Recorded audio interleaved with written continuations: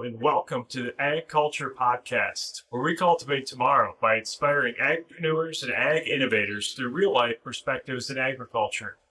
I'm Paul Windemuller, your host on this journey of exploration and growth. I was invited to come to Dubai this week because I'm an active farmer leader in Dairy Farmers of America, and I'm here with a few of the staff and some of the other fellow farmer leaders of the co-op. And I had the opportunity to sit down and talk with Martin Bates, who is the president of global marketing for Dairy Farmers of America, as well as Clint Brown, the CEO of Mana Agro. And we'll be talking about dairy trade today, and also some of the things that we saw in Dubai that make it kind of a unique city, and the entrepreneurial story behind that, and much more. So stay tuned. I hope you enjoyed this episode.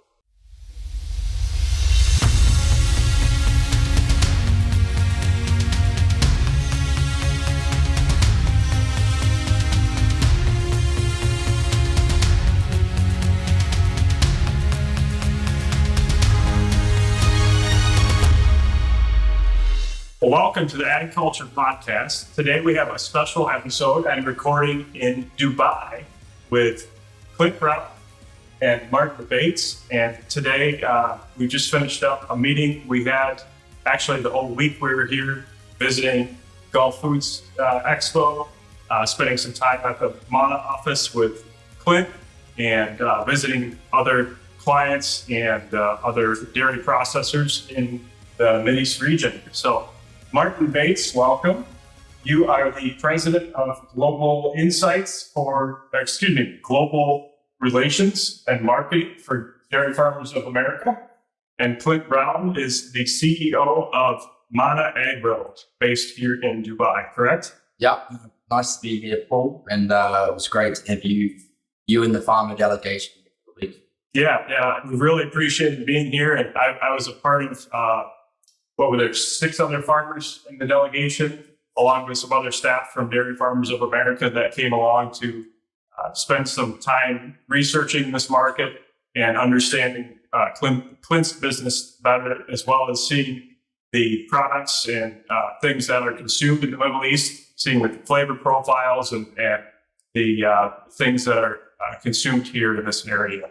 So Martin, I want to start off with why do you think it's important for us to be here this week? Well, I think Dairy Farmers America and many of the farmers and 6 farmers that came, including yourself, it's excellent strategy in action, and really just keeping refining and seeing what those practical examples are of the DFA strategy in the global market. The Middle East and Africa is an incredible market in terms of dairy consumption, the populations, the trends, etc. So being able to bring some of the farmer owners and directors of DFA here into the market, showing them what Clint and the team does, introducing them to customers, seeing the depth and breadth of what Gulf Foods has. It's just really an opportunity for our farmer directors and owners to be able to really challenge some of that strategic plan that has been signed off by the DFA board. During these visits, we have a lot of time traveling between areas, and I find as much those conversations around challenging about what we are going to do in the global market for dairy really rewarding, and I think that unlocks a lot of understanding by the farmer owners of DFA. It helps also my team and staff that have been on this visit interact with our owners and meet the clients, see both ends of the, all the way upstream into the milk and downstream of the market. And then obviously one of the highlights is really seeing what Mana Agro has been able to achieve within partnership. And Mark, you spent a lot of time going around the world for your whole career. You want to give us a little bit of background in your career, and then why the Middle East area, North Africa area, and why now? Yeah, maybe the way I always like telling the story is a little bit. I truly believe that the United States is, for the next 2 or 3 decades, going to be the source of milk onto the world market. When we look at the macro picture on demand and supply consumption, Middle East Africa is really exciting on the demand side. Big populations, growing wealth. Those will underpin dairy consumption. On the supply side, where we see Europe, we see Oceania, somewhat the supplies are being under a lot of pressure. The US is really exciting area for that milk growth and everything else that goes with it, the facilities, production facilities of the export markets as part of the demand picture. And that's why I really 6 years ago joined DFA, because I've had 20+ year career in various markets, ranging from the Russians and former Soviet Union, I would say, everything finishing a start. Type markets. I spent 4 years of my career in the Middle East and Africa. I spent 5 years in Asia, various locations, plus time in the United States as president of Fonterra's operations there for 4 years. So I think that at time, appreciable customers and markets, and working for another cooperative called Fonterra cooperative based in New Zealand. Was a great experience to really understand what that demand picture is. My brief time in the US for 4 years, getting to know dairy farmers of America because of the joint venture partnership with Dairy Concepts with Fonterra at the time, was a way to really understand the aspirations of some of the US farmers that want to continue to grow milk, continue to invest downstream into other markets and provide that home, not just for the day, that home for milk, but then bring forward the international markets home for the future of US milk growth as it comes on. What do you think the importance that the Middle East and North Africa region plays right now in that growth? I think maybe Clint could also sort of touch on that, but one of the world's really interconnected. I've always seen that certain markets, certain times can, have more demand or less demand. And the Middle East and Africa, like I said before, if you just look at the structure, the amount of wealth, growth, investment that you see in a place like Dubai and in over the region, population growth, GDP per capita growth in many of these countries in this region, I think it's a very exciting time for dairy in this region. And ultimately, but it's just a part of the world,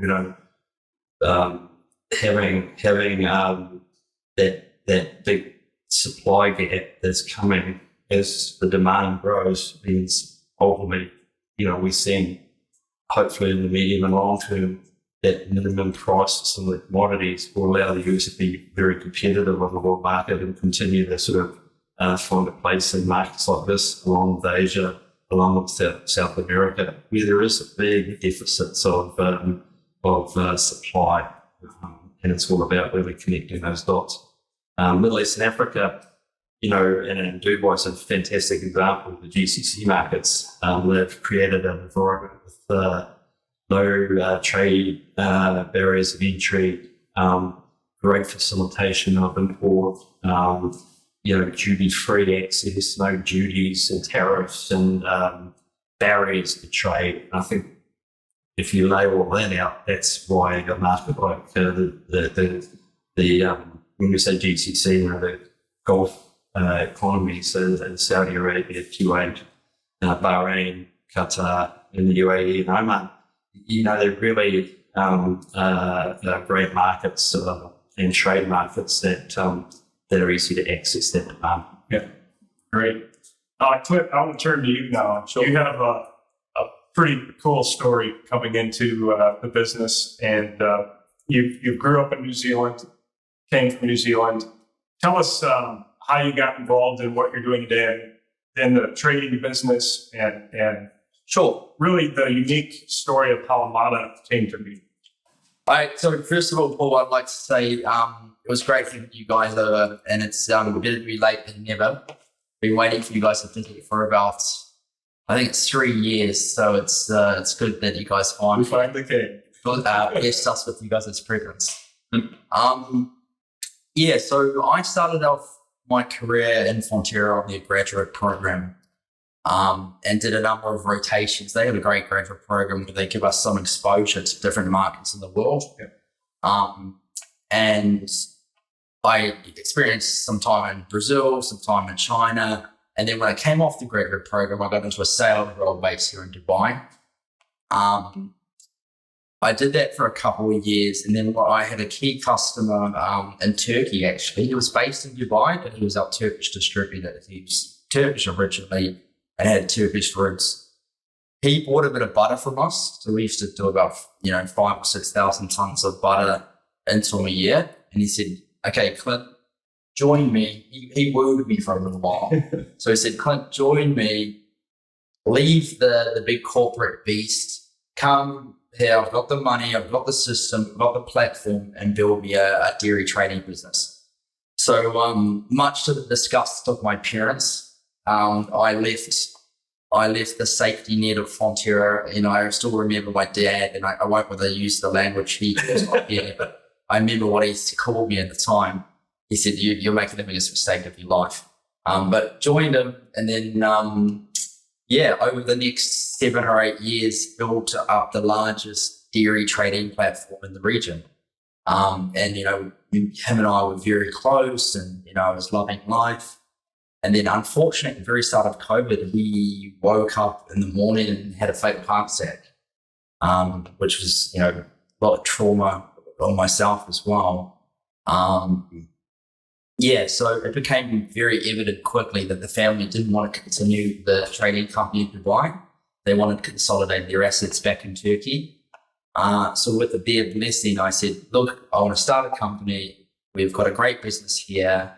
I've got a great team. I want to save as many jobs as we possibly can. And they said, yes, Clint, go for it. Full throttle. We'll do whatever we can to support as well. So started up Mana.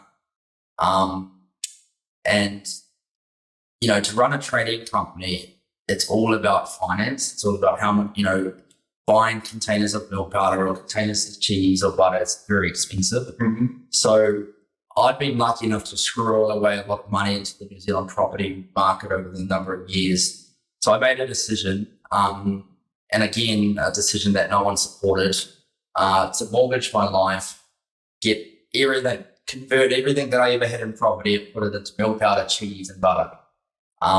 So just built up the business. I still remember 4 of us sitting in a cafe with millions of dollars of cheese and butter floating around. I thought, what am I doing here?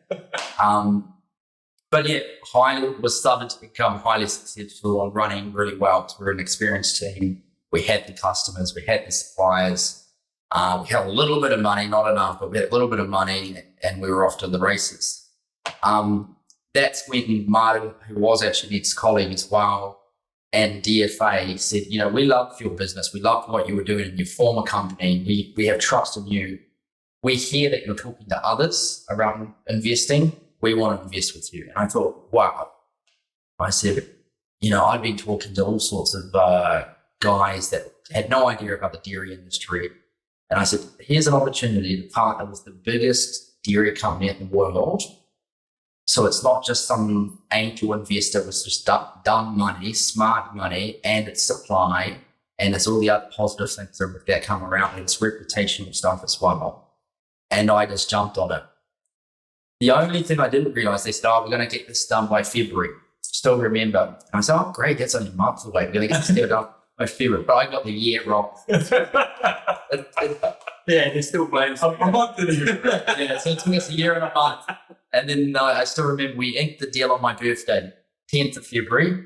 And I made the same, I keep repeating the same jokes. That's one thing you learn about me. But I said, I got the month right, but the year wrong. Yeah. Yeah.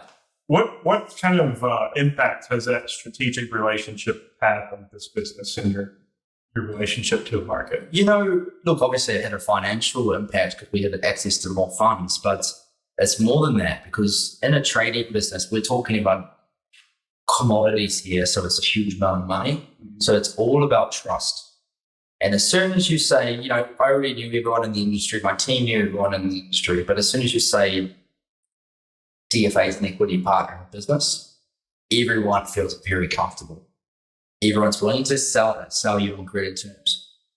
Big customers who need the ingredients to run their factories, they say we can trust them because they have DFA behind them and they have the farmer cooperative standing as the safety net there. So that's had a tremendous impact on the growth of the business. Now, looking at the trading sector in agriculture, historically, a lot of people have thought as, they're just clicking a ticket and putting margin on this product and not really adding any value to it. But what are you doing differently in your business to really try and add value to the product that's getting brought over to the customers? Yeah, look, great question. I don't even like to use the word trading because traders and trading has a lot of negative connotations to it. So I like to talk about us as a distributor. We own the relationships. We have a huge amount of experience in the team. We speak in 7 languages. A lot of these buying managers in these companies are not only customers, but they're very close friends. I got married only a week ago, and you would have seen a lot of, if you had an attendant, sorry, Paul, you didn't make the invite list. But Maybe next time. if you had I'll put it on me next time. You can leave that in there. But if you had been there, you would have seen there's a lot of people from the industry. They're all close friends. Yeah. And so that's the neat part about the dairy industry. Yeah. All across the world. And it's not just the relationships. We have what I believe is the best export documentation logistics as well. Solving problems, changing documents. If something gets stuck at a port, there's a concept called demurrage. So if you don't collect a container in time, you get demurrage charges, which cost a fortune. We have guys in market who go to the port, solve the problem to get things moving. So I don't like to use this word clipping the ticket or trading because I think we do a lot more than that. Yeah, a lot of people like talk about solution selling, right? And it's usually the lens of like trying to take a commodity and sort of solution sell and like take, milk powder to EBC or milk protein concentrate or solution sell that way. But what Clint and the team does, those strong relationships, true solution, not selling it, solution problem solving for those logistics issues.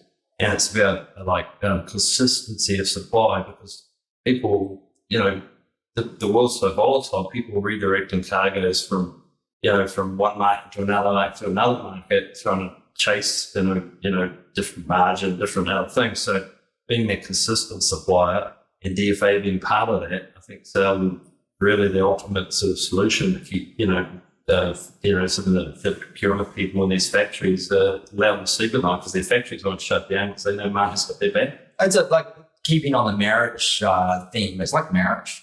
Yeah. There's always give and take. You've got to make sure that you're conceding here and I'm conceding there, and it's marriage in the day. And we have those sorts of relationships with most of our customers. Good marriage. They know you have their back. Yeah, absolutely. So, Mark, why is it important for DFA, a world leader in the dairy industry, to have the opportunity to be investors in a business like this? Well, again, if you look at 20 years ago, we didn't export anything from the United States, and that practically year on year has increased by about 1%. I know things have been really tough in 23 with milk price and others, and the exports have dipped back a little bit. So the US market's been very, very strong dollar, been relatively strong in terms of demand. But, if the milk's going to continue to grow, which is the only sort of region of the planet that it can, in the volumes that are needed, going to have to, continue to look at allocating some of that product to the national market. And helping Clint, with customers entering. And I think that's really ultimately where we're trying to open up those doors and secure markets for the future. And the Middle East and Africa, parts of Asia are really good markets for the future. And it isn't, it came up in our conversation. At times, the international market pays a premium. So, accessing that premium, I've seen, skid milk powder internationally be 6 cents a pound higher than the domestic contract. We've got to be in it and be able to capture those margins, and that the international market can offer at times. So I think, ultimately that goes back to the milk check. So that's a critical thing.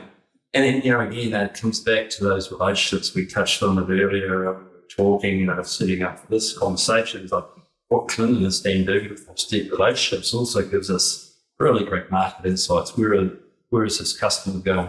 What investments are they making on extra production lines or new products as their economies grow? We had a customer from Algeria explaining just the double-digit growth they're going through, their new products that they're putting into the market. And if Europe and Oceania are struggling with milk supply, those are the opportunities that we can be the first in and be partnering on for some of those new production lines, which might need new products, might need different types of solutions and just some of the commodities as well, which is still perfectly good as well. So that's and all of that's insights and understanding. And the last thing that I really sort of also like, because we think, from a DFA perspective and from a US perspective, it's all about pushing out. But, we've seen some innovative products that are happening in the Middle East and Africa market that there's no reason we can't bring some of those formulations or some of those ideas or new product segments back into the United States to continue to innovate, domestically in the United States market. We've got examples of that. If you look at Chobani, took a Turkish yogurt formulation, and now it's one of the leading yogurt brands. So, it's not something new, but Clint and this team can very well discuss the base some of those ideas back. Yeah, that's a great point. Clint, I want to ask you a little bit about, we spent, our group spent a day at Gulf Foods Expo this week. I know you had a booth there and spent quite a bit of time there this week. Can you tell us a little bit about what Gulf Foods is and why you were there? Sure. So Gulf Foods is the largest trade show of any industry in the world. So it chokes up the city of Dubai. When it's on, traffic doesn't move. It's over 5 days. When it's done and said, 1 million people would have attended it.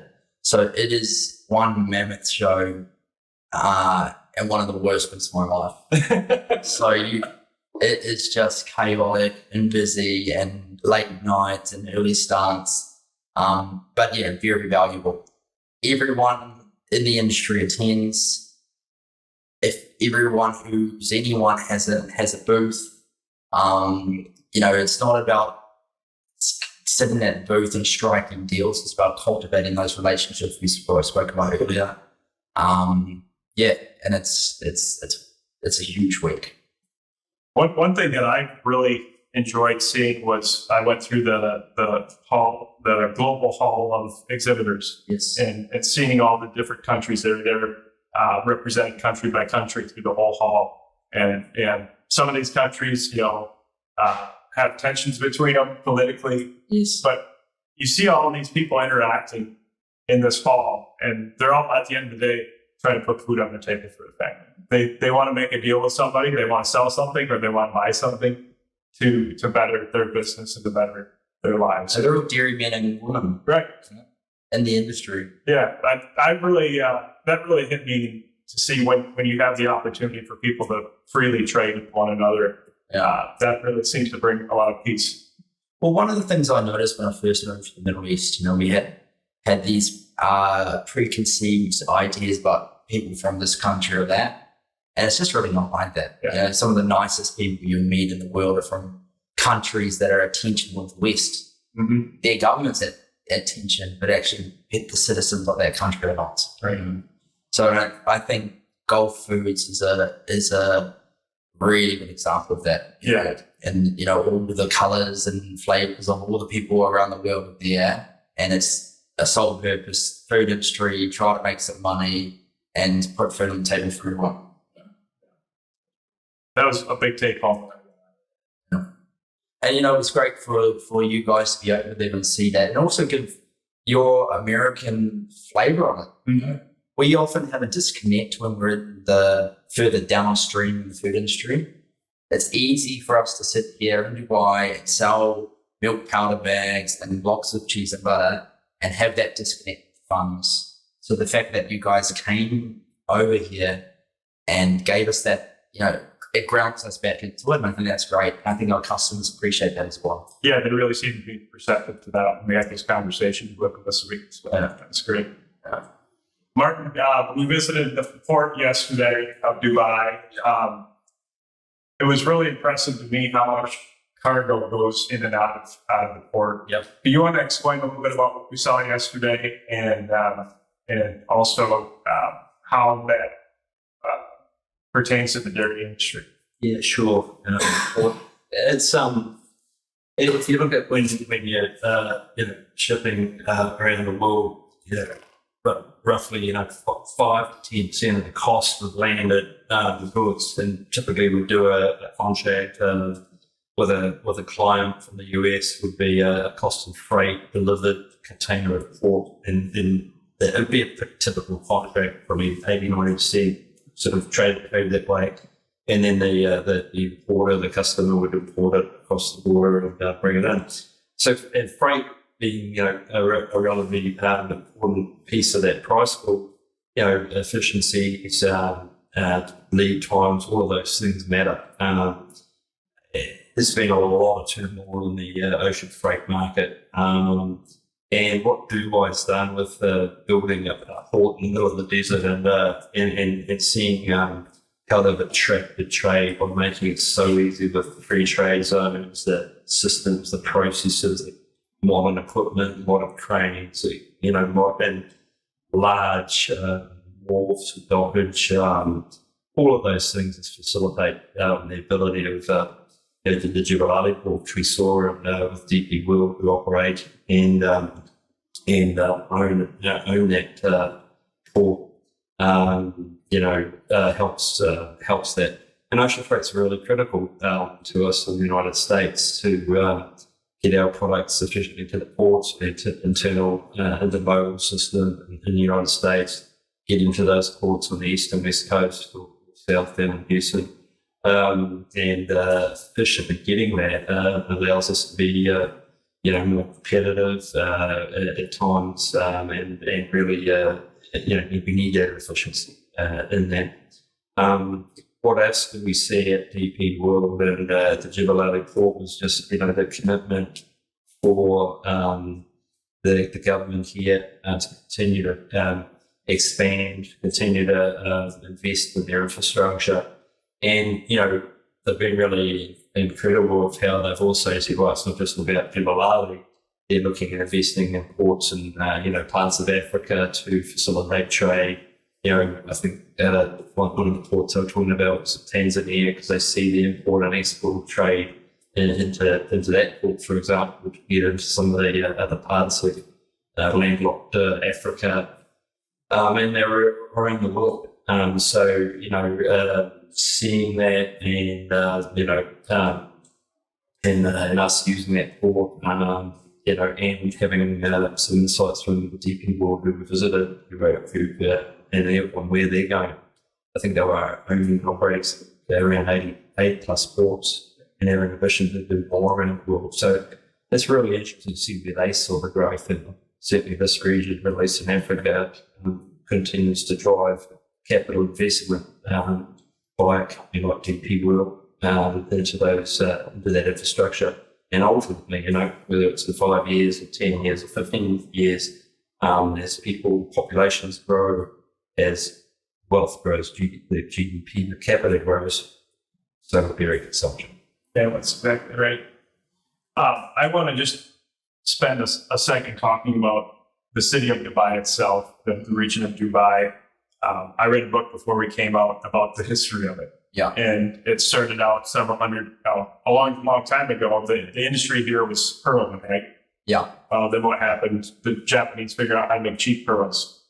So they lost that industry. Then came along oil, right? They had Dubai was actually not that wealthy of an oil region compared to Abu Dhabi, a little ways down the peninsula here. And the family, the reigning family of Dubai had the vision to say, hey, we've got a small amount of oil that we can take out and extract. There's some value there. It's going to be a short window, but we're gonna use that as our catalyst to make this a great city and take it into the future and give opportunity for this to grow into something that can be well known in the world. And I think that entrepreneurial spirit of the city is very alive and well still today. And that's really only been, 34 years ago. The guys are just so visionary. Yeah. You know, they build things. It's the old story, build it and they will come. But they do it in massive fashion. You know, build an airport. Everyone laughed at them when they built this airport because there were no flights now to Dubai. Build that port that you just visited the other day. We're going to build one of the world's biggest ports, but there's no trade going. Well, they do it, and then the trade develops around it. And you know, that's a visionary leader. And you know, you can say what you want around monarchies, but you know, a monarchy can set a vision and deliver it because you don't have to change a government in 4 years. You know, and you know, there's terrible monarchies around the world, but I think the UAE is a classic example of consistent vision and drive to get your goal. And I reckon monarchy has really helped this country. It seems Some of it's 3 years in some countries. yeah. Yeah, I know my own home country, New Zealand. They change the government every 3 years, and nothing ever gets done. Yeah, you know. So I think it's interesting that the vision has been passed down through the generations of that family too. absolutely, and their succession, like the new Shay coming through, is just an amazing guy as well. Yeah, so it's you know, and I look at Mana and the way we've grown so quickly. Yes, the EFA has done a lot, but I think the city has a lot to say as well. You know, we're in this climate of growth, entrepreneurs, banking that's supporting, no tax. It's the perfect city, and I would say one of the best cities in the world to grow a business. What advice, speaking along those lines, the entrepreneurial spirit, what advice do you have for somebody that wants to start their own company or the farm or really go out on their own in agriculture today? What sort of advice do you have looking back on what you've come through? I would say that trust yourself. You know, most people, and it's the reason they don't do it, most people don't believe in you. And I think you've got to back yourself and just throw everything at it. And you've done it as well, Paul. You know, you told me a story today of starting your farm. I don't know if I'm allowed to share the details, but starting your farm with a very small amount of money and building a farm, that's really impressive. And that's the same thing. Probably everyone laughed at you as well. Yeah, they definitely were. Yeah. So it's just backing yourself, you know. It's a great question because, you know, one of the challenges in the US is, you know, there is that next generation like you for those farmers. So that is encouraging to hear that sort of advice and how to unlock it. Because the Clint, you're on the downstream side of it. You know, we sincerely the whole passion of buying and demand and what DFA sort of strategy has returned to some of the macro opportunity there. Well, guys, I really appreciate you taking the time to record this episode today, and appreciate, Clint, what you do, what you've allowed us to do here this week, and Martin for being our tour guide and making sure we get on the right bus. Yeah, it's a good trip together. It's been great having you, Paul. We've been traveling around and seeing, and you always bring yourself a lot of good perspective on looking at sort of the farm perspective, and where you're shipping your milk to, and looking at to some of the markets. So, we did that trip in Singapore, and I think you saw it. And maybe a question back. I've still got a bit of time on this part of the conversation. But how would you compare the Middle East and Africa to what you saw in Southeast Asia 4 years ago? Yeah, I look at the Middle East and Africa, North Africa. I think there's more opportunity here to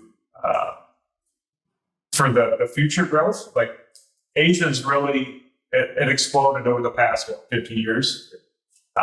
It's going to become more of a maturing market, whereas the Middle East and North Africa is where global growth and population is going to occur for the future, right?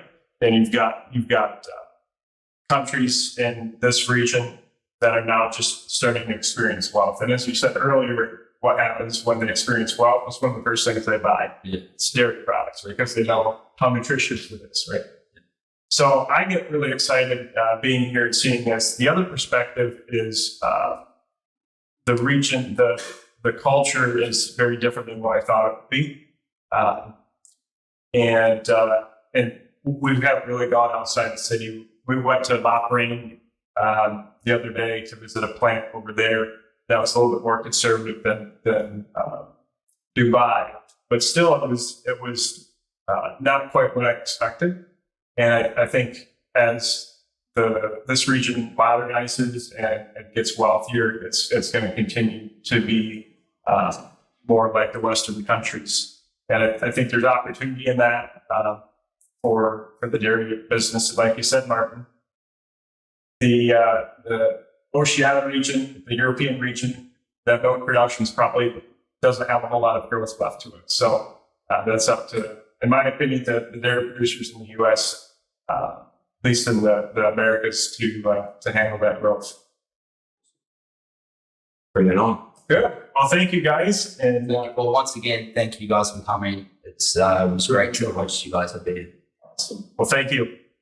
Well, I hope you enjoyed the episode with Martin Bates and Clint Brown and our deep dive into the world of dairy trade and also the city of Dubai and what we were able to experience here this week.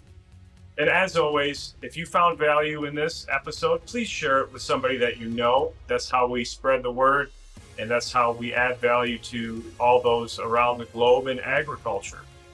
Also find us at our website at agculturepodcast.com, or find us on LinkedIn, Facebook, Instagram, or whatever social media platform you enjoy using. We have a lot more to offer than just what we show here on our podcast. We post many things that you don't see here on the podcast of the travels that I've been doing and the things that we've been learning. Tune in next week as we'll have another exciting story in agriculture to share with you. Have a good week.